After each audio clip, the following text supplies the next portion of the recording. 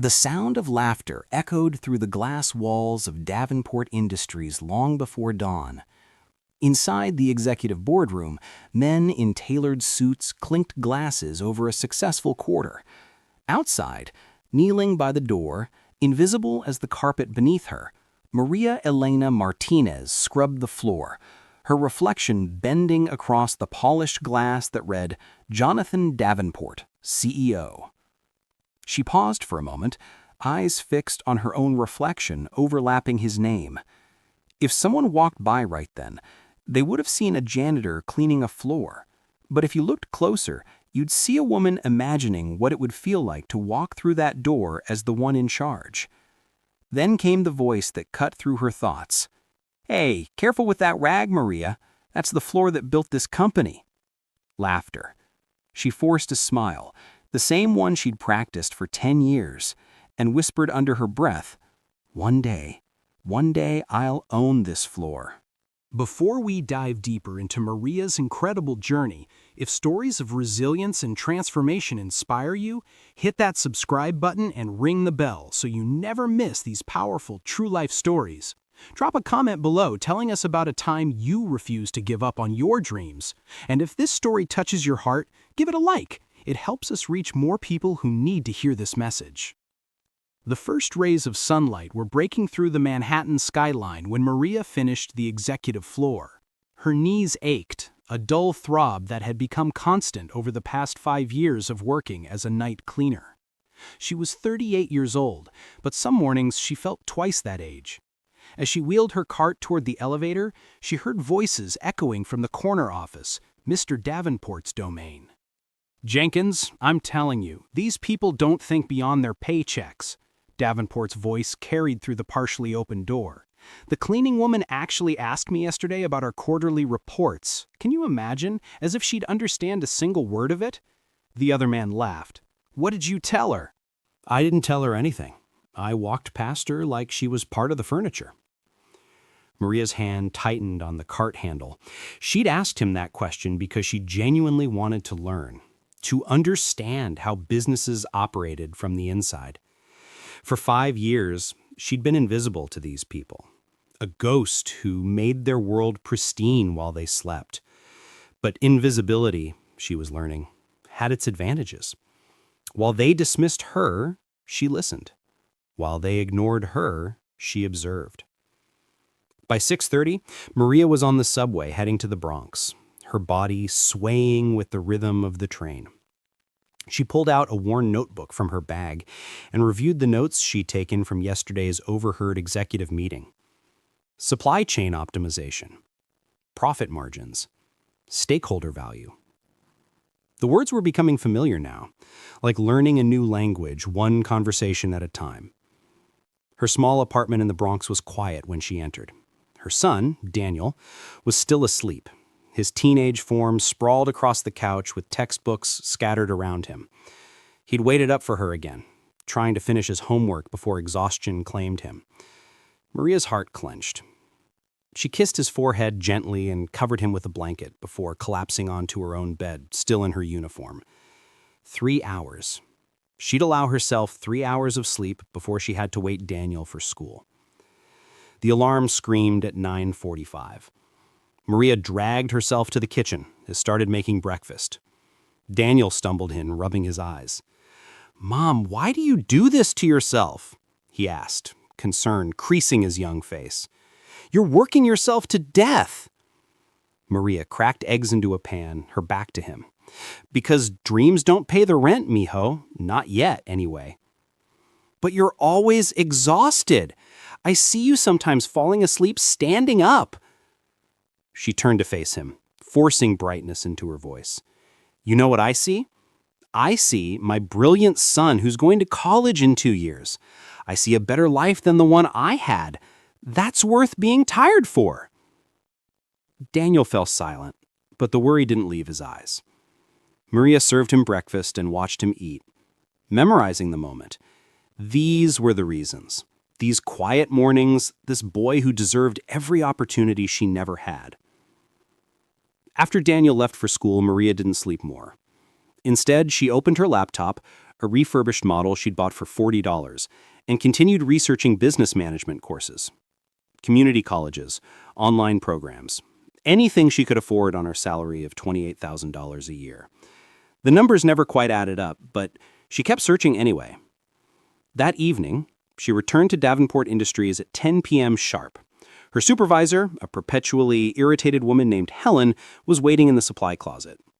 "You're late, Martinez," Helen said, even though Maria was exactly on time. "I'm here, Helen, ready to work. The executive floor needs extra attention tonight. Mr. Davenport's having an international client meeting tomorrow morning. I want those windows spotless. You understand? Spotless." "Yes, ma'am." As Maria worked through the building that night, she passed by the open door of the training room, where someone had left presentation materials scattered across the table. The header read, "Expansion Strategy, 2015 to 2020. She glanced down the hallway. Empty. Her heart hammering, she pulled out her phone and quickly photographed several slides. This was risky, but she wasn't stealing proprietary secrets, she was stealing education. Later, as she cleaned Mr. Davenport's office, she noticed books on his shelf. The Lean Startup, Good to Great, The Hard Thing About Hard Things. She memorized the titles. The library would have these books. The library was free. Weeks turned into months. Maria's routine became mechanical. Work, minimal sleep, care for Daniel, steal knowledge wherever she could find it. She started arriving 30 minutes early to her night shift, timing it so she could hear the tail end of executive meetings. She learned that Davenport Industries specialized in corporate facility management, ironically the same services she provided on an individual level. The company had 300 employees and annual revenue of $40 million. They had clients in 15 states. Their biggest weakness was inconsistent quality control across different locations. She absorbed it all like a sponge desperate for water. One night in October, 6 months into her self-directed education, Maria overheard a conversation that changed something fundamental inside her. She was cleaning the break room adjacent to the conference room where Davenport was meeting with his executive team. "Sir, we could really use someone to audit our vendor contracts," a woman's voice said. "I think we're overpaying for basic services." "Then hire someone," Davenport replied dismissively. "With respect, sir, we don't need to hire someone. Maria, the night cleaner." Davenport cut her off with a harsh laugh. "Are you seriously suggesting we take business advice from a woman who empties trash cans? Jenkins warned me she was getting delusional about her importance here. Maybe it's time we reminded her of her place." The room went silent. Maria stood frozen in the break room, spray bottle trembling in her hand. The woman's voice came back, quieter. I just thought, don't think about the cleaning lady, think about your own career. Are we clear?" "Yes, sir." Maria finished the break room in a blur, her hands moving automatically while her mind reeled. Delusional, her place. The words carved themselves into her consciousness. She finished her shift 2 hours early, something she'd never done, and sat in the building's lobby until sunrise, staring at the marble floors she'd polished to perfection. When Daniel came home from school that afternoon, he found his mother at the kitchen table, surrounded by papers and pamphlets. "Mom, what's all this?" Maria looked up, and Daniel was startled to see a fierce determination in her eyes he'd never witnessed before. "I'm enrolling in night classes, business management, at Bronx Community College. It starts in January." "But Mom, how are we going to afford?" "I'll figure it out. I'll take fewer grocery trips. We'll cut cable. I'll pick up weekend shifts if I have to. But I'm done being invisible, Daniel. I'm done being someone's joke." "What happened?" Maria shook her head. "What happened is I remembered who I am. I'm Maria Elena Martinez. My parents came to this country with nothing. They worked themselves to exhaustion so I could have opportunities. I let life knock me down, let circumstances convince me I was small. But I'm not small. And one day, mijo, I'm going to walk through the doors of that building and everyone will know my name. Not as a cleaner, as someone they can't ignore." Daniel sat down across from her, and for the first time, she saw not worry in his face, but admiration. "Then I'm cutting my allowance in half. To help with tuition." "Daniel, no. Mom, you tell me all the time that we're a team, so let me be part of the team. Besides," he grinned, "I want to tell people someday that I helped my mom become a CEO." Maria's vision blurred with tears.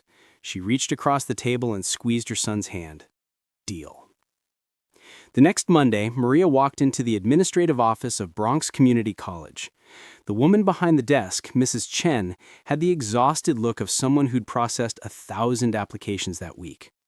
"I want to enroll in the business management program," Maria said. Mrs. Chen didn't look up. "Spring semester starts January 15th. Application deadline was last week." "I know. I'm here to see if there's any way." "The deadline was last week," Mrs. Chen repeated, finally making eye contact. "I can give you materials for next fall." Maria felt something crack inside her. Not break, crack, like ice before it shatters completely. She leaned forward, her voice steady but intense. "Mrs. Chen, I work the night shift cleaning offices in Manhattan. I'm 38 years old, with a teenage son. I've spent the last 6 months teaching myself business principles from overheard conversations and library books. Last week, my boss called me delusional for wanting to learn. I came here today on 3 hours of sleep because I can't afford to wait until fall. I can't afford to let one more day pass where I don't fight for my future. So I'm asking you, person to person, is there anything at all, that can be done?" Mrs. Chen stared at her for a long moment. Then she sighed, pulled out a form, and slid it across the desk. "If you can get this completed, along with your high school transcripts and a personal statement, by Friday at 5 p.m., I'll walk it through myself. The late application fee is $75. Maria's hands shook as she took the form. "Thank you. Thank you so much." "Don't thank me yet. Thank me when you graduate." Maria completed the application in 4 days, writing her personal statement during her lunch break, on the subway, during Daniel's soccer practice. She wrote about her parents, about her dreams, about the view from the 34th floor that she wanted to see from the other side someday. She submitted everything on Thursday at 4:48 p.m. On December 20th, a letter arrived. Maria held it in her hands for a full minute before opening it, her heart threatening to burst through her ribs. Daniel stood beside her, holding his breath. "Dear Ms. Martinez, congratulations, you have been accepted." Daniel shouted. Maria cried. They hugged in their tiny kitchen while the radiator clanked and the neighbor's television blared through the thin walls, and for that moment, everything was perfect. Classes started on a bitter evening in January. Maria sat in the back row of Introduction to Business Management, surrounded by students half her age. The professor, Dr. Harrison, was a stern woman in her 60s with silver hair and sharp eyes.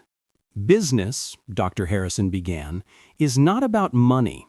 Money is simply the measurement we use. Business is about solving problems that people are willing to pay to have solved. If you understand that principle, you understand everything. Maria wrote it down, word for word. The next 6 months were the hardest of Maria's life. She worked from 10 p.m. to 6 a.m., attended classes from 7 p.m. to 9:30 p.m., slept in fractured chunks, and somehow kept Daniel fed, clothed, and supported through his own school challenges. Her body existed in a state of permanent exhaustion. She developed a stress rash across her shoulders. Her hands trembled from too much caffeine. But her mind was alive in ways it hadn't been in years. She learned about profit margins and competitive advantage. She studied case studies of companies that failed and companies that thrived. She discovered that business success wasn't magic or luck. It was patterns, principles, and persistence. Everything she'd observed at Davenport Industries began to make sense in a larger context. Her first exam was in March. She studied for 2 weeks, memorizing concepts, practicing problems. The night before the test, she barely slept, running through scenarios in her mind. When she sat down in the examination room, her hands were sweating, her vision slightly blurred from fatigue. She failed. 62%. A big red D- at the top of her paper. Maria sat in her car in the parking lot afterward and let herself break. She cried ugly, gasping sobs that came from somewhere deep and primal. All this work, all this sacrifice, and she couldn't even pass a basic exam? Daniel found her there 2 hours later, still sitting in the car, staring at nothing. "Mom?" She couldn't speak. Daniel opened the passenger door and climbed in. He took the exam from her lap and looked at it. Then he looked at his mother. "You know what you always tell me when I want to quit something?" Maria shook her head. "You tell me that failure isn't falling down. Failure is staying down. You tell me that every successful person failed more times than unsuccessful people even tried. You tell me to get back up." His voice cracked. "So don't tell me to never give up, Mom, and then give up yourself. That's not who you are. That's not who we are." Maria looked at her son, this beautiful, wise 17-year-old young man, and felt something shift back into place. "You're right," she whispered. "You're absolutely right." She retook the class that summer. This time she formed a study group with 2 other students, learned to ask for help, adjusted her learning approach. She passed with an 87%. The victory felt better than any A ever could have. While juggling work and classes, Maria started observing her own industry with new eyes. She noticed things, inefficiencies in how cleaning services were contracted, gaps in quality control, opportunities that larger companies missed because they focused only on corporate clients. One night, cleaning the Davenport offices, she had a realization that stopped her mid-motion. Small businesses needed cleaning services too. Professional, reliable, affordable cleaning services. But most companies like Davenport didn't bother with clients below a certain revenue threshold. The market was underserved. The idea planted itself in her mind like a seed. By December of her first year in the program, Maria had a business plan sketched out in a notebook. She called it Bright Path Cleaning. The concept was simple: provide premium cleaning services to small businesses at rates they could afford, with a focus on consistency and personal relationships. She'd start small, just her, working weekends, and whatever other hours she could scrape together. She registered the business in January for $200 she'd saved from cutting every possible expense. She designed flyers at the public library and spent 3 Saturdays distributing them to small businesses in Queens and the Bronx. The response was silence. 2 weeks passed. Nothing. 3 weeks. Still nothing. Maria started to doubt herself again. Maybe this was delusional. Maybe Davenport was right about her. Then, on a Thursday evening before her accounting class, her phone rang. Unknown number. "Hello?" Hi, yes, I'm calling about your cleaning service flyer. This is Tom Chen from Chen's Electronics in Flushing. Maria's heart leaped. Yes, thank you for calling. How can I help you? Well, our current cleaning service is pretty unreliable. I saw your flyer and thought maybe we could talk. Our store is about 1,500 square feet. I'd love to discuss this with you, Mr. Chen. When would work for you? They scheduled a meeting for Saturday morning. Maria showed up 30 minutes early, wearing her one professional outfit, a blazer she'd found at Goodwill, and a skirt she'd owned since her 20s. Tom Chen was a man in his 50s, with a friendly face, and a shop packed with electronics. "So tell me about your business," he said. Maria took a breath and launched into her pitch. She talked about reliability, about understanding small business needs because she came from a working-class background herself, about her commitment to quality. She was honest about being new, but emphasized her years of experience in actual cleaning work. "I'll tell you what," Tom said when she finished. "I'll give you a trial. 2 weeks, 3 times a week. If you do good work, we'll talk about a contract. You won't regret this, Mr. Chen. I promise you." She didn't let him down. Maria cleaned that shop like her life depended on it. Because it did. She arrived on time, worked efficiently, paid attention to details. After 2 weeks, Tom signed a 3-month contract. It was enough to buy new equipment. 1 client became 2, then 3. Maria started bringing Daniel with her on weekend jobs, paying him a small amount while teaching him about work ethic and business. They cleaned offices, small retail shops, a dental practice. But growth was slow. By summer, she had 5 regular clients, enough to make an extra $500 a month. It helped, but it wasn't sustainable as a real business. She needed more clients, but she was already working nearly 100 hours a week between her night job, her business, and her classes. Something had to give. The decision came in August. Maria was cleaning the Davenport offices when Helen approached her. "Martinez, I need to talk to you." Maria looked up from the floor she was mopping. "Yes?" "I'm hearing reports that you're running some kind of side business. Is that true?" Maria's stomach dropped. Yes. On my own time. Weekends, mostly." Helen's face hardened. "That's a conflict of interest. You're using knowledge and contacts from this job to compete against us." "Helen, I'm not competing against Davenport. I'm working with small businesses you wouldn't even consider as clients. There's no overlap." "That's not for you to determine. You have a choice, Martinez. Your little side project or this job. You've got until Monday to decide." Maria's world just came crashing down. She has to choose between the stable job that feeds her son and the dream that could change their lives forever. What would you do in her situation? If you're as invested in Maria's journey as we are, make sure you hit that subscribe button so you don't miss part 2, where Maria makes the most terrifying decision of her life. Drop a comment telling us what you think she should do. Quit the stable job or give up her dream? And smash that like button if this story is resonating with you. Part 2 is coming and you won't believe what happens next.